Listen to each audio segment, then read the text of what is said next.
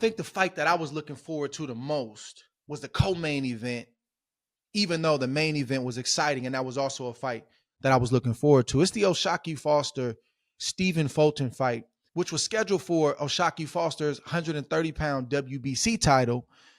Stephen Fulton was just coming up in weight from 126 to 130, but fight week or the day before the fight, he comes in 2 pounds over the limit. He comes in at 132 for a 130-pound limit. And when you look at Fulton's body, to me, he didn't look like he had the cuts and the grooves and the type of body that you want to see from a fighter that's been in a long training camp and that's been making all the sacrifices. I had concerns with Fulton being 2 pounds over because you're moving up in weight. You're moving 4 pounds north of where you just previously were. Not to say that it still wasn't hard for him to make weight, because the misconception is that because a fighter is moving up in weight, that they're still not draining themselves to make that weight, even though it's a higher weight. Fulton gets pretty heavy in between fights. We talked about it right here on the Hall of Game. He said, I like my food. I like to relax after my training camps. I don't like to do much. And I don't know what happened to Fulton in camp. There's a lot of rumors circulating about personal issues or camp not going the way that it was supposed to. I know he had issues making the 130-pound limit, but the question is why? Why was Fulton not able to dial in and make the weight precisely the way he was supposed to? As a fighter, I'm asking, why was his body not in the type of shape that he was supposed to be in? This fight was a long time coming. There was multiple cancellations. There was a lot of back and forth. I don't think it was real bad blood, but it was boxing bad blood. It's competitiveness. You want to fight me for my title. You think you're going to come up and wait and take what I have. Fulton's like, don't take it personal, but yeah, I'm getting ready to come get your belt. They had all of the makings of a great matchup that night. But as the fight unfolded, the fight started out like the script that everybody had written was thought was going to get played out. O'Shaquie Foster, the bigger, more established fighter at the weight, not walking down, but putting subtle pressure on Stephen Fulton. And many believe that Stephen Fulton had to box. He's the smaller fighter. He doesn't punch as hard as Foster, so he better be smart. And that's what we saw in the first couple rounds. But that's not all I saw. I saw the script as it was written being played out, but I also saw Fulton not being confident. And I don't know if that's because of the weight issues, because oftentimes as a fighter, you don't always feel great going into a fight. The goal is for everything to peak: your sharpness mentally, your focus, your physical prowess, your physical body. As you made weight, you want to make weight the right way. You want to put the weight back on in the 24-hour period or less that you have to put the weight back on. You want everything to be clicking. But the reality is even though you have a fight date, things are not always clicking the way that they're supposed to. It didn't look like Fulton was right going into the fight, and he didn't look right early on in the fight. And what I saw was a fighter who had a lot on his mind, who didn't have the best training camp. This is just all speculation and what I'm seeing from my years in the sport. But I also saw Stephen Fulton allowing O'Shaquie Foster, who did his part. He came in tip-top shape. He made the weight, and he did what he was supposed to do. And he actually showed more wrinkles in his game. He was just supposed to be the puncher. O'Shaquie Foster was just supposed to be the bruiser, but he also showed that I can do multiple things, and I'm going to get to that in just a second. But for Fulton, I don't think it was just the training camp. I don't think it was just the weight cut, even though I know that had a lot to do with it. It looked to me that Fulton was allowing O'Shaquie Foster to win a lot of those rounds and ultimately the fight by his reputation. What I mean by that is the script I told you about, right? Foster being bigger, stronger, and even carrying his power late. Foster has late round knockouts where he's getting knockouts in the 11th and 12th round.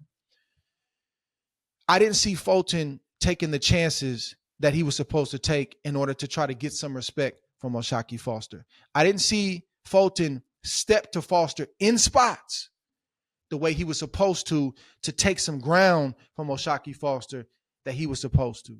I didn't see that Philly thing, that willingness to risk getting knocked out or risk getting hurt, to put your game plan down, to put your stake in the ground and let the opponent, the fans, the judges, and everybody know that, yeah, I know I'm supposed to be boxing, but I'm gonna get mine too. I didn't see that from Stephen Fulton. I didn't feel that. Like, you can feel that type of energy and that type of mindset when it's being displayed. Like, oh, he getting his respect right now.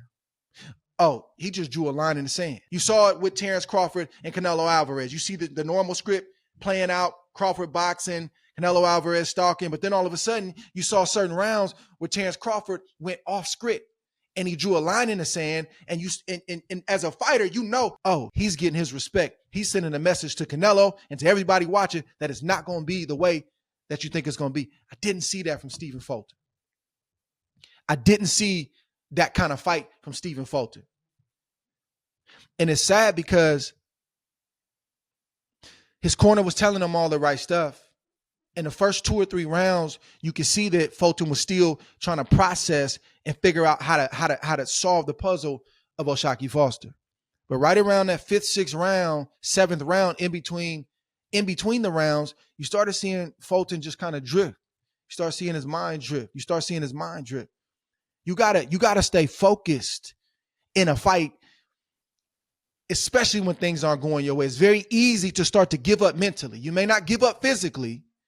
You may not stop throwing punches, but your mind starts to drift and you start becoming a spectator to your own event. So your coach is talking, you hear him, but you really don't hear him. Your mind is on something else. And that's what I started to see from Stephen Fulton in the middle of this fight.